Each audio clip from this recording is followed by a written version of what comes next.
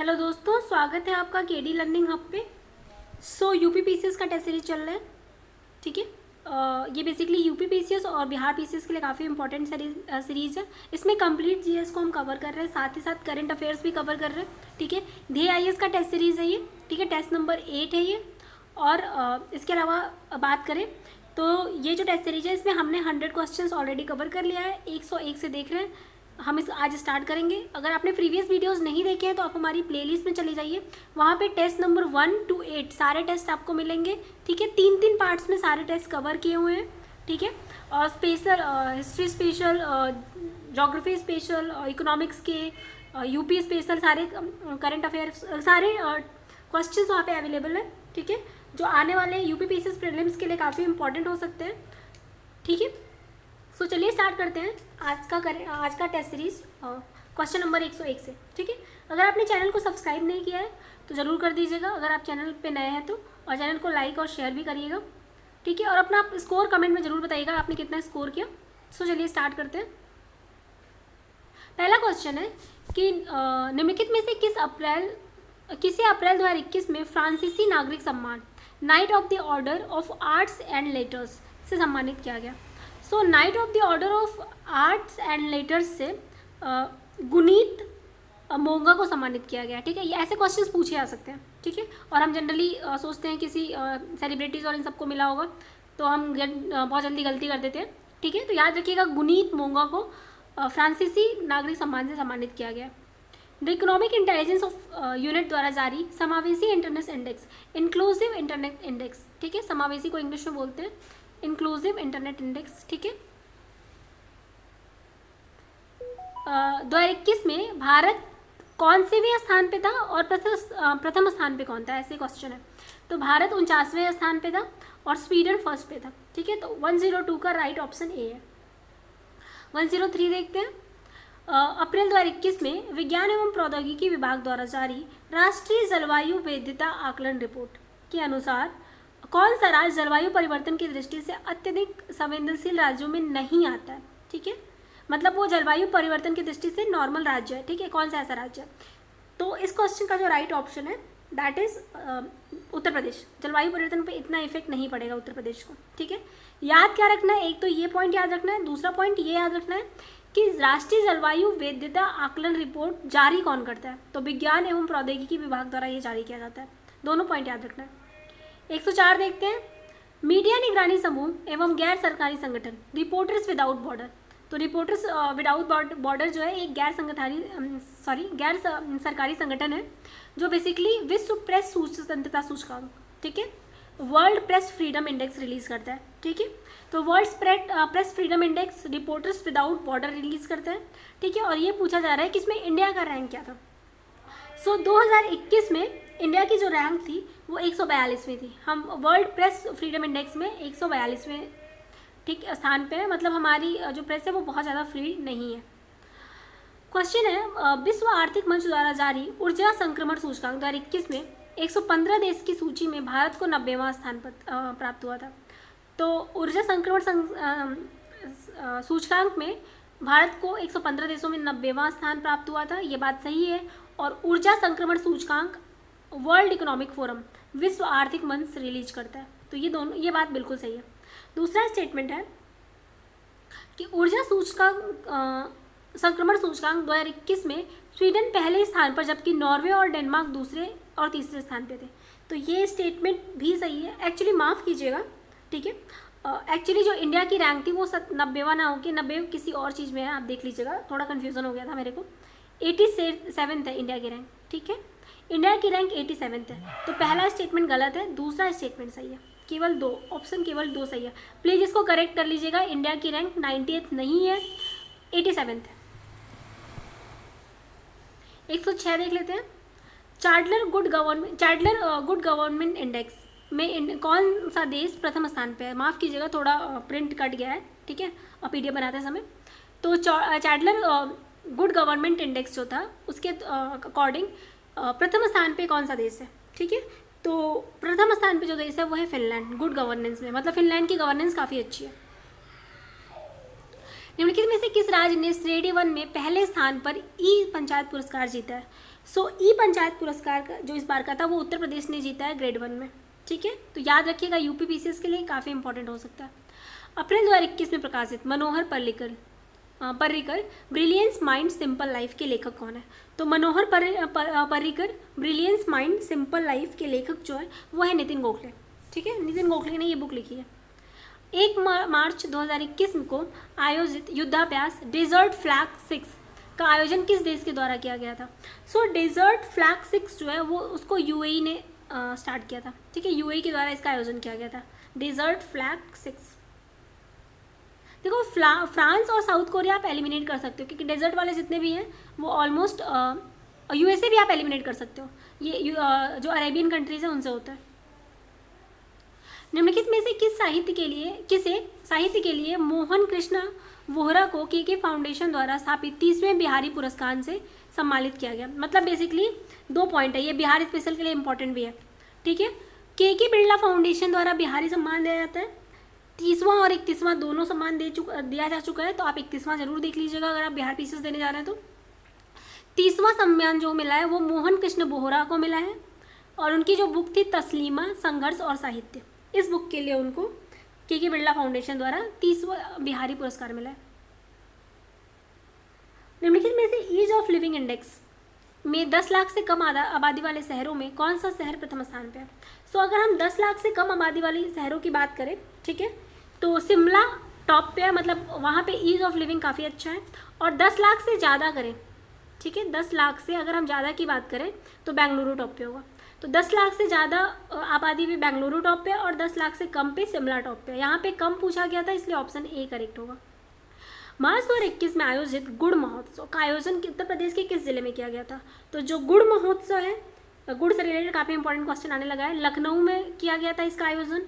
और ओडीओपी में गुड़ जो है बेसिकली बाराबंकी के लिए से फेमस है, अयोध्या से फेमस है, सॉरी, ठीक है, तो ये भी ध्यान रखिएगा। नेक्स्ट क्वेश्चन है 113, किसे when God is a traveller के लिए साहित्य अकादमी अवार्ड मिला है? सो बेसिकली आपको ये बताना है कि 2020 का साहित्य अकादमी अवार्ड किसे मिला है, ठीक है। तो अरुंधति सुब्रमण्यम को मिला है और उनकी ये बुक थी when God is a traveller, ठीक है। नेक्स्ट क्वेश्चन है, ध्रुवी उपग्रह प्रक्षेपण यान 4 स्तरीय रॉकेट प्रणाली है। दूसरा स्टेटमेंट है कि ध्रुवी उपग्रह प्रक्षेपण यान C51 द्वारा श्रीहरिकोटा के सतीश धवन अंतरिक्ष केंद्र से श्रीलंका के एमेजोनिया 1 सहित 18 यात्री उपग्रहों को सफलतापूर्वक प्रेषित किया गया था।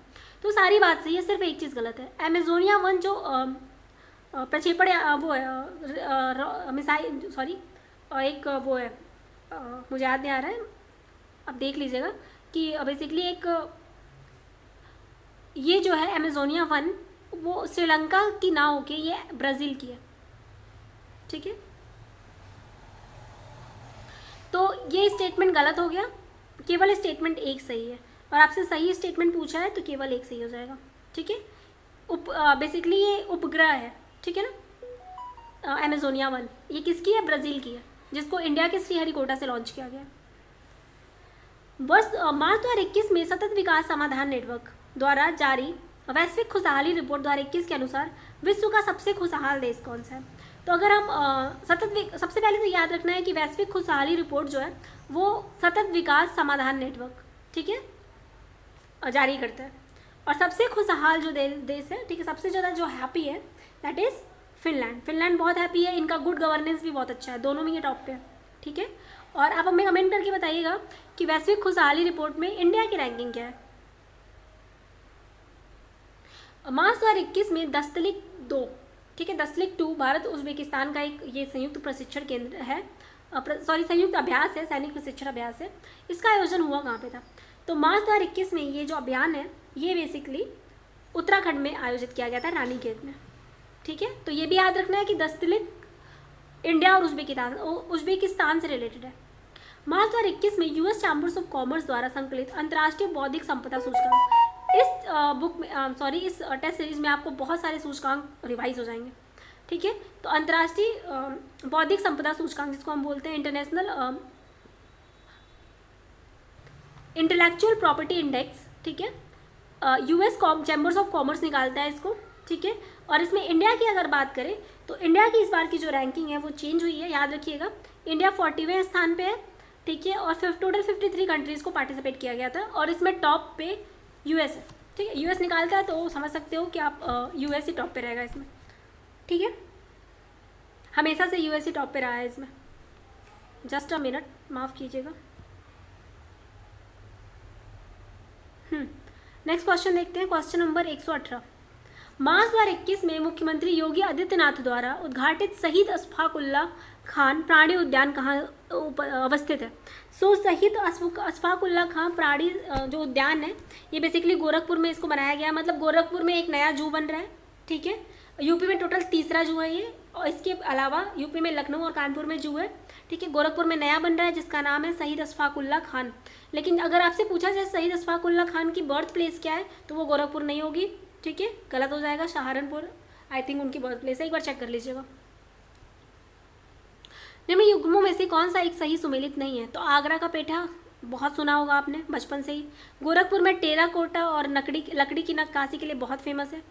मेरठ जो है इत्र व तेल के लिए जो फेमस है वो है कन्नौज। कन्नौज का इत्र बहुत फेमस है, ठीक है। मुरादाबाद की बेसिकली नक्काशी, ठीक है, उसके लिए फेमस है। और मुरादाबाद पीतल के बर्तन के लिए भी फेमस है, ठीक है। तो मुरादाबाद पीतल की बर्तन के लिए फेमस है, सही है। मेरठ जो है वो खेल के सामान के लिए, ठीक है, स्पोर्ट्स जो गुड्स होते हैं, स्पोर्ट गुड, उसके लिए फेमस है। और इत्र व तेल के लिए मैंने आपको बता दिया कन्नौज। तो आपको राइट ऑप्शन मिल गया होगा कि सही सुमेलित डी नहीं है, ठीक है। निम्न में से कौन उत्तर प्रदेश के मुख्यमंत्री नहीं रहे हैं? सो एलिमिनेट कर सकते हो। नित्यानंद स्वामी जो थे वो उत्तराखंड के मुख्यमंत्री रह चुके हैं, उत्तराखंड के हैं, ना कि उत्तर प्रदेश के। तो नित्यानंद स्वामी उत्तर प्रदेश के मुख्यमंत्री नहीं रहे हैं, ये उत्तराखंड के मुख्यमंत्री थे, उत्तराखंड के पहले मुख्यमंत्री थे ये। उत्तर प्रदेश के निम्नलिखित में से किस शहर में मेट्रो रेल प्रस्तावित नहीं है? सो बात करें तो लखनऊ में ऑलरेडी मेट्रो चल रही है, कानपुर में भी मेट्रो स्टार्ट हो चुकी है, ठीक है। प्रस्तावित कहाँ पे है? अगर इसकी बात करें तो मेरठ में प्रस्तावित है, प्रयागराज में प्रस्तावित है और गोरखपुर में भी प्रस्तावित है, ठीक है। मथुरा में प्रस्तावित नहीं है। सो ऑप्शन डी करेक्ट हो जाएगा इस क्वेश्चन के लिए।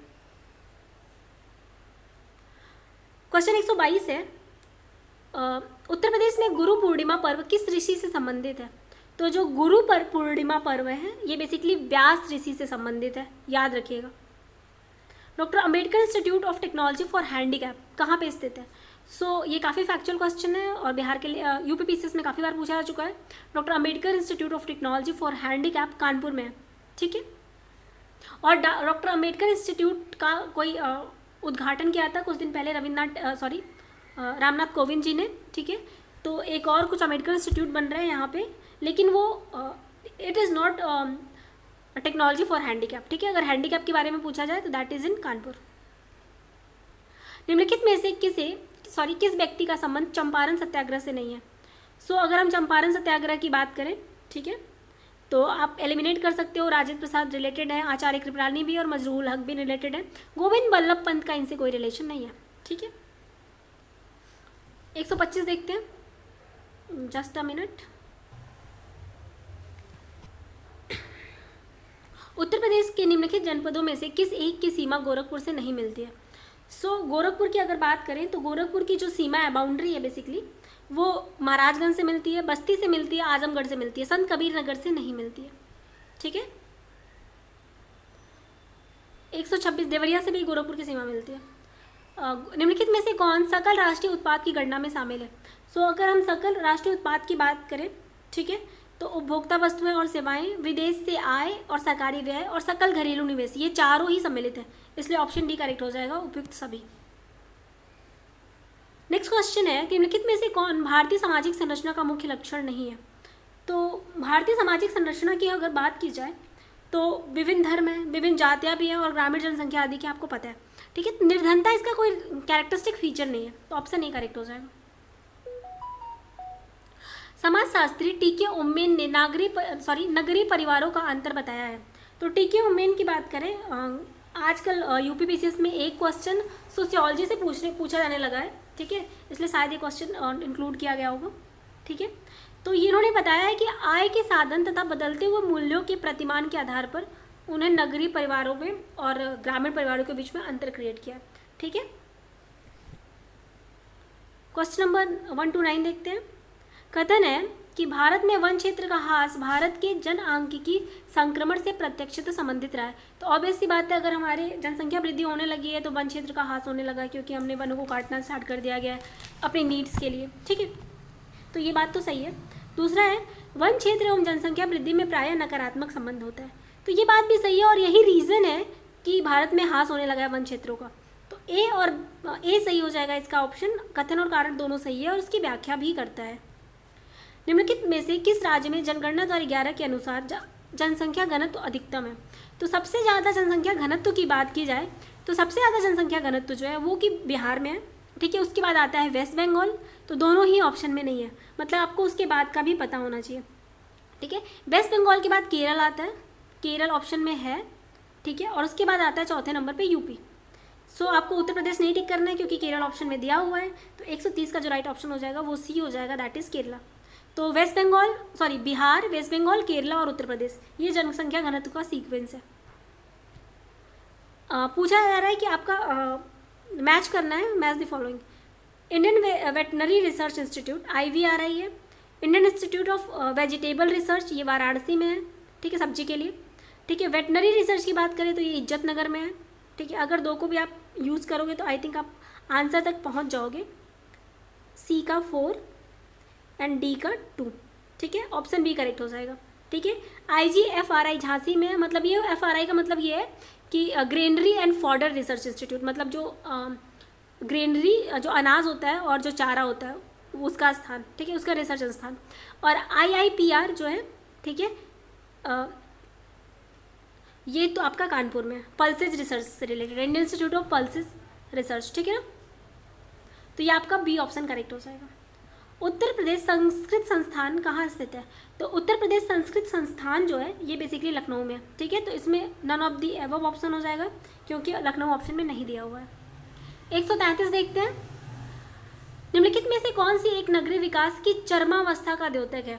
तो हम कब बोलेंगे कि नगरीय विकास जो है वो अपने चरम पे है? तो ये बेसिकली हम तब बोलते हैं जब इसको हम बोलते हैं necropolis. Necropolis is the stage eight which the नगरीय जो विकास है आपकी वो टॉप पे होगी। देश दिए हुए हैं। ठीक है, और उससे रिलेटेड मैच करना है कि उनके तेल क्षेत्र कौन से हैं। ठीक है, क्वेश्चन नंबर 134 है ये।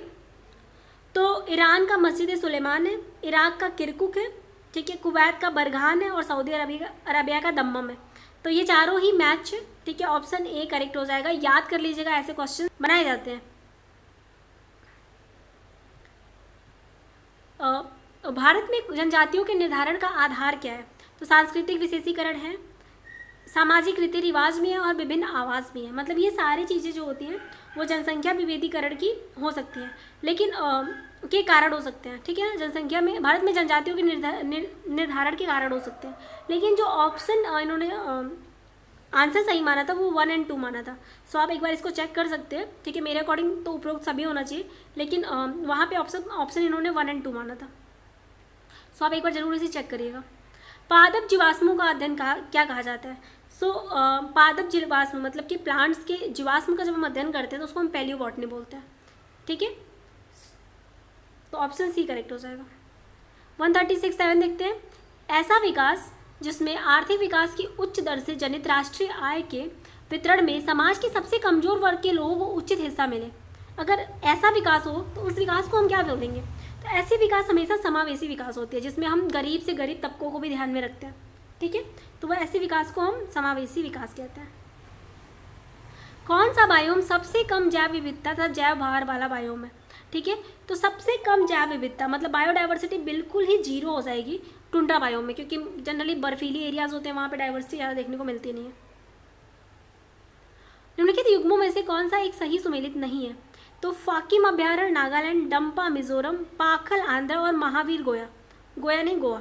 ठीक है, तो बेसिकली आपको बताना है कि जो कौन सी सही सुमेलित नहीं है। तो जो पाखल है ना वो आंध्रा में नहीं है, वो तेलंगाना में है। ठीक है, बाकी सारे सही सुमेलित हैं, तो ऑप्शन सी करेक्ट हो जाएगा। राष्ट्रीय उद्यान और उसके राज्य दिए हैं, ठीक है। तो बुक्सा टाइगर रिजर्व, गुंडी, हेमिस और बेतला। तो बेतला जो है वो झारखंड में है, ठीक है। बुक्सा टाइगर रिजर्व जो है वेस्ट बंगाल में है, सॉरी बुक्सा नेशनल पार्क की बात हो रही है, यहाँ पे टाइगर रिजर्व भी है वो, ठीक है। गुंडी जो है वो तमिलनाडु में है और हेमिस जो है वो जम्मू एंड कश्मीर में है। सो डी का 4, ठीक है। 1 और 2 एलिमिनेट हो चुका है, 1 और 4 एलिमिनेट हो गया। बेतला झारखंड में है, तो जैसे ही A को 3 करोगे आपको आंसर B मिल जाएगा, ठीक है। तो 140 का ऑप्शन B होगा। 141 देख लेते हैं। निम्नलिखित में से किस दिन को राष्ट्रीय ऊर्जा संरक्षण दिवस मनाया जाता है? सो राष्ट्रीय ऊर्जा संरक्षण दिवस जो है वो बेसिकली हम मनाते हैं 14 दिसंबर को, ठीक है। क्वेश्चन देख लेते हैं। अभी कथन दिया है कि 2 परितंत्रों के संक्रमण क्षेत्र में सर्वाधिक जैव विविधता पाई जाती है, ठीक है। इसका रीज़न दिया हुआ है कि इस क्षेत्र में दोनों परितंत्रों की प्रजातियों के अलावा एक अन्य नवीन प्रजाति भी पाई जाती है। सो बात तो दोनों सही नहीं है, ठीक है। पहली बात बिल्कुल सही है कि बहुत ज़्यादा जैव विविधता पाई जाती है और उसमें नई प्रजाति भी पाई जाती है, ऐसा ज़रूरी नहीं है, ठीक है। तो ऑप्शन 142 की बात करें, एक सेकेंड रुकिएगा, एक सेकेंड, सॉरी मिस्टेक हो गई थी थोड़ी सी, जस्ट अ मिनट। 2 परितंत्रों का अगर संक्रमण क्षेत्र, मतलब मान लो यहाँ पे वाटर का परितंत्र है और यहाँ पे लैंड का है, तो ये हो गया इनका संक्रमण क्षेत्र। तो यहाँ पे सबसे ज़्यादा जैव विविधता पाई जाएगी, वाटर वाले भी मिलेंगे, लैंड वाले भी, प्लांट्स और एनिमल्स मिलेंगे, और साथ ही साथ यहाँ पे कुछ ऐसे एनिमल्स मिलेंगे या प्लांट मिलेंगे जो ये स्पेसिफिक इन्हीं एरिया में पाए जाते हो, ठीक है। तो दोनों ही बातें सही हैं, ठीक है, और इसका रीज़न भी सही है, ठीक है। तो ऑप्शन A करेक्ट हो जाएगा, ठीक है। उष्णकटिबंधीय सदाबहार वनों की विशेषताओं में सम्मिलित नहीं है। तो उष्णकटिबंधीय सदाबहार जो वन होते हैं, ठीक है, वो बेसिकली कैसे होते हैं, अगर हम इसकी बात करें तो घने वन होते हैं, वृक्षों की बहुरूपता होती है, कठोर लकड़ी मिलती है, और लकड़ी इनकी बहुत कठोर होती है, इसी वजह से इनका व्यावसायिक महत्व बहुत कम होता है। यहाँ पे लिखा हुआ है कि बहुत ज़्यादा होता है, यही गलत है। व्यावसायिक महत्व बहुत कम हो जाता है क्योंकि लकड़ियाँ बहुत कठोर होती है, अगर हम उनसे किसी चीज़ को बनाते हैं, टेबल चेयर कुछ भी, तो वो ख़राब हो जाती है। यक्षगान निम्नलिखित में से किस राज्य का प्रसिद्ध लोक नृत्य है? तो यक्षगान जो है वो कर्नाटका राज्य का प्रसिद्ध लोक नृत्य है। संगठन और उसके मुख्यालय दिए हुए हैं, पूछा जा रहा है कि कौन सा सहित सुमेलित नहीं है। तो एमनेस्टी इंटरनेशनल का लंदन है, ओपेक का वियना है, यूनिसेफ का न्यूयॉर्क है, नाटो का आपको पता होगा ब्रसेल्स है, काफ़ी न्यूज़ में है इस समय, ठीक है। ब्रुसेल्स जो है वो नाटो की राजधानी है, सॉरी नाटो का मुख्यालय है, ठीक है। तो ऑप्शन D करेक्ट हो जाएगा, यही गलत दिया हुआ है। क्वेश्चन 146 देख रहे हैं। मार्च 2021 में मिलिट्री डायरेक्ट द्वारा जारी एक अध्ययन के अनुसार सबसे मजबूत सैन्य शक्ति के मामले में चीन प्रथम स्थान पर, जबकि भारत का स्थान क्या है? सो सबसे मजबूत सैन्य के बारे में बात करें तो भारत का जो स्थान होगा दैट विल बी चौथा, ठीक है। सबसे ज़्यादा चाइना है, ठीक है, फिर US है, फिर रशिया है, ठीक है। इंडिया चौथे स्थान पे आता है। 147 है। मार्च 2021 में किस देश को पीछे छोड़ते हुए भारत विदेशी मुद्रा भंडारण के मामले में विश्व का चौथा स्थान बड़ा देश बन गया? तो विदेशी मुद्रा भंडारण की बात की जाए, ठीक है, तो इंडिया ने रसिया को पछाड़ दिया है, अब उसका चौथा स्थान है। 148 है। विश्व जल दिवस 2021 की थीम क्या थी? ठीक है, तो वैल्यूइंग वाटर इसकी थीम थी। 2022 भी विश्व जल दिवस खत्म हो चुका है, तो उसकी थीम भी आप नोट डाउन कर लीजिएगा। डॉक्टर शरद कुमार लिम्बांबे को वर्ष 2020 के लिए 30वें सरस्वती सम्मान के लिए चुना गया है। यह सम्मान उनके मराठी उपन्यास सनातन के लिए दिया गया है। सो अगर हम इस क्वेश्चन की बात करें तो ये दोनों बात सही है कि 2020 का 30वां सरस्वती सम्मान डॉक्टर शरद कुमार लिम्बांबे को दिया गया है और उनकी जो उपन्यास है दैट इज़ सनातन, जो कि मराठी लैंग्वेज में। सो आज का अंतिम क्वेश्चन है जो काफ़ी इंपॉर्टेंट भी है। स्कॉर्पियन श्रेणी की स्वदेशी निर्मित तीसरी पनडुब्बी को भारतीय नौसेना में सम्मिलित किया गया है, इसका नाम क्या है? तो जो तीसरी पनडुब्बी है वो है करंज, ठीक है, कलावरी, खंदेरी, कलवरी और करंज। सबसे पहले खंदेरी थी, फिर कलवरी थी, फिर करंज थी। करंज तीसरी है पनडुब्बी। टोटल 5 बन चुके हैं और जो लास्ट है वो जो लास्ट 3 के बाद जो जितने भी आ रहे हैं उनका नाम व से स्टार्ट हो रहा है, वेला, ठीक है, ऐसे करके इनके नाम है। तो आप ये सारी पनडुब्बियों का एक सीक्वेंस लिख लीजिएगा, काफ़ी इंपॉर्टेंट क्वेश्चन बन सकता है। कोई भी पनडुब्बी उठा के पूछा जा सकता है आपसे, तीसरी क्या है, चौथी क्या है ना, तो इसको ध्यान में रखिएगा। सो आज का वीडियो में यहीं पे एंड करेंगे। 150 क्वेश्चन, टेस्ट नंबर 8 पूरा कंप्लीट हो गया, ठीक है। इसके बाद हम टेस्ट नंबर 9 लेके आएंगे। 9 आई थिंक सीसेट का टेस्ट है, इसलिए हम 9 को अभी स्किप करेंगे, हम 10 लेके आएंगे, ठीक है। जैसे ही सारे टेस्ट खत्म हो जाएंगे फिर हम सीसेट का वीडियो भी डालेंगे। सो अगर आपने चैनल को सब्सक्राइब नहीं किया है तो ज़रूर कर लीजिएगा, काफ़ी इंपॉर्टेंट हो सकते हैं आपके यूपीपीसीएस की एग्जामिनेशन के लिए। सो धन्यवाद, मिलते हैं नेक्स्ट वीडियो में। आप अपना स्कोर भी कमेंट करके हमें यहाँ पे बता सकते हैं कि 50 में से आपके कितने क्वेश्चन सही हो रहे हैं।